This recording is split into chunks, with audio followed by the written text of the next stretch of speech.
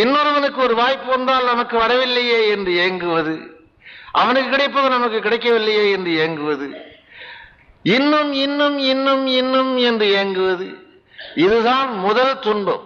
மனிதனுக்கு வருகிற துன்பங்கள் எல்லாம் பிறகு பிறகு வருகின்ற துன்பங்கள்.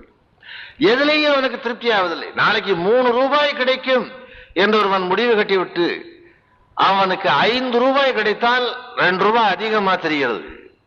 நாளைக்கு 8 ரூபாய் கிடைக்கும் என்று அவன் கருதி 3 ரூபாய் கிடைத்தால் அது குறைவா தெரிகிறது. ரேஸுக்கு போவான், 50,000 ரூபாய் ரேஸ்ல போயிடும். கடைசி ரேஸ்ல 5,000 ரூபாய் வரும். அவனுக்கு இந்த 45,000 பெருசா தோணாது போனது. இந்த 5,000 தான் லாபம் மாதிரி தெரியும். 5,000 ரூபாய் கடைசி ரேஸ்ல வந்தது. குறைஞ்சபட்சம் வீடு போய் சேர்றதுக்காக கையில பணம் இருக்கிறது என்கிற நம்பிக்கை வேறு. ஆசை குறைவாகவும் கிடைப்பது அதிகமாகவும்